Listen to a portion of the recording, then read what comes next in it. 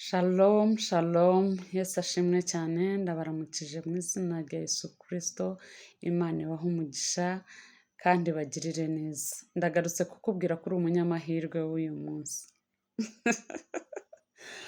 Ntuzajya umbona buri gihe uzajya uvuga uti uje kutubwira ko turi abanyamahirwe, ariko ni ukuri uri umunyamahirwe. Uri umunyamahirwe, Imana iguha umugisha mwinshi, iguha icyo umutima wawe wifuza.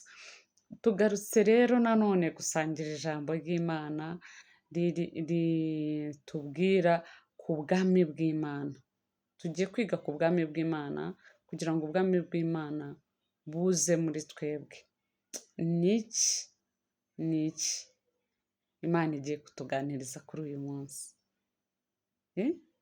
Ni iki tugiye kwiga ku bwami bw'Imana mu buzima bwacu?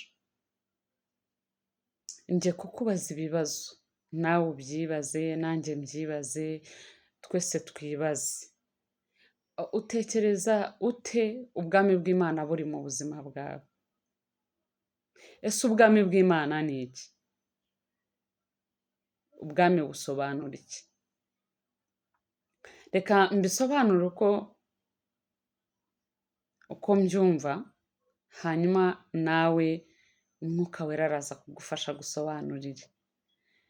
Ubwami bw'Imana mu buzima bwacu ni ijambo Yesu yasize abwiye abigishwa be, arababwira ngo nimujya musenga, mujye muhamagara, mujye muvuga ngo Data wa twese uri mu ijuru, ubwami bwawe buze.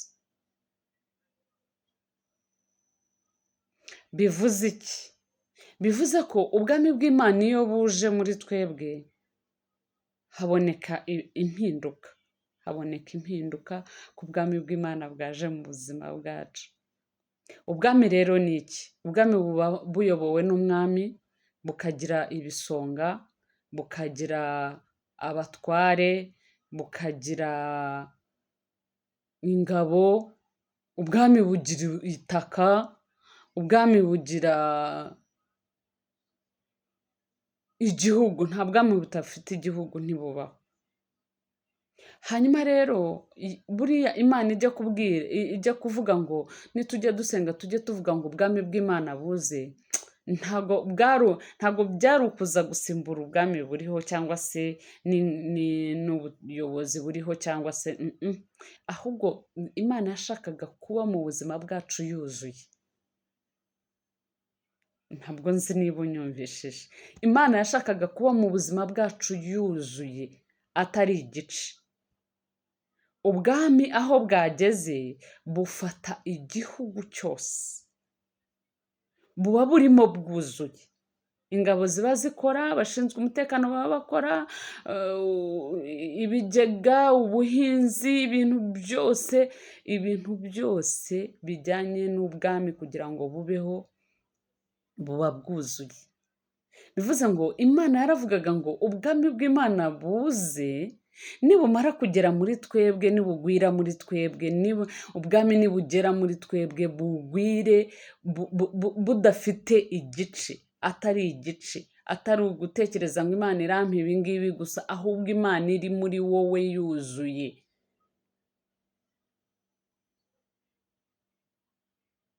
Imana iri muri wowe yuzuye, atari ugushakisha, atari ugukurura ibintu biri kure, oya. Imana yashakaga kuba muri twebwe yuzuye, ubwami bwose bukora.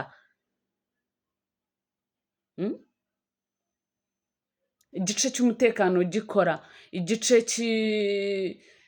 cy'ubuhinzi gikora, igice cyo kwiga gikora, igice cy'ubucuruzi gikora. Ibice byose uko ubona ubwami bwubatse bukora, iyoborera muri wowe, ivugira muri wowe, itanga itegeko muri wowe, ibice byawe byose byumvira ubwami bwayo.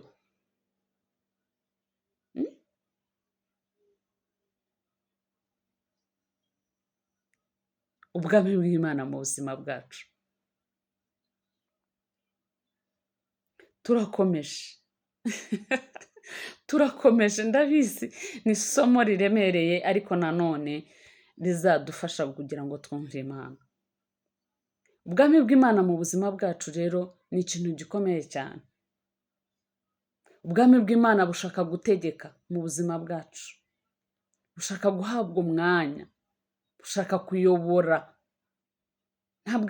Ntabwo ubwami buza ngo butuze ngo bwicare burebere, oya, ubwo ntabwo ari ubwami, ntabwo bwaba bufite umwami. Umwami ni uvuga mu gihugu cye, umwami ni ukorera mu gihugu cye, umwami ni uyoborera mu gihugu cye, umwami ni umenya abakene bo mu gihugu cye, umwami ni ugaburira abaturage bo mu gihugu cye. Reka dufate urugero rwiza rw'ubuyobozi busanzwe butubayemo bwa buri munsi. Ntabwo umuyobozi aza ahantu gusa. Umuyobozi iyo yaje ahantu haboneka impinduka ko haje undi muntu udasanzwe. Twakiriye minisitiri, twakiriye umuyobozi runaka, ntabwo yaza ngo asange amashashi yawe oya, ntabwo yaza ngo asange imyanda wanyanyagije aho hose, oya. Iyo umuyobozi ari buze turamwitegura, tugakuraho imyanda, tugakuraho ibintu byose, imiganda igakorwa, ibintu byose tugahaguruka tugahagarara. Niko ubwami bw'Imana dukwiriye kubwitegura mu buzima bwacu, tugakuramo twa tundi, tugakuramo bya bindi. Ubwami bw'Imana aho bwageze impinduka iraba. Ahatari umuhanda uraboneka. Iyo umuyobozi yenda kuza ahatari isuku irahaboneka, kuko haje kuza umuntu udasanzwe. Ni umuyobozi, ni uwasizwe ayo mavuta, ni uwatorewe uwo murimo. Turacyasobanura ku bwami bw'Imana. Haleluya. Rero ubwami bw'Imana nibuza mu buzima bwacu hazaboneka impinduka. Hazaboneka impinduka ko uri umuntu udasanzwe, kuko ufite Imana ikomeye mu buzima bwawe kandi iruzuye.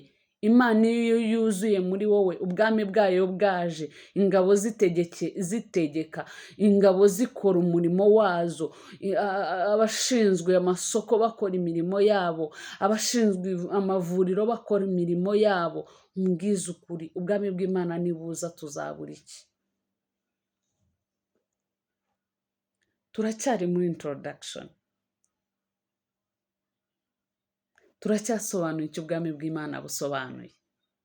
Tugiye gusoma icyanditswe kiri mu Bakorisayi igice cya mbere, umurongo wa 12 n'uwa 13. Haravuga ngo, dushime Data wa twese waduhaye kuraganwa n'abera umurage wo mu mucyo.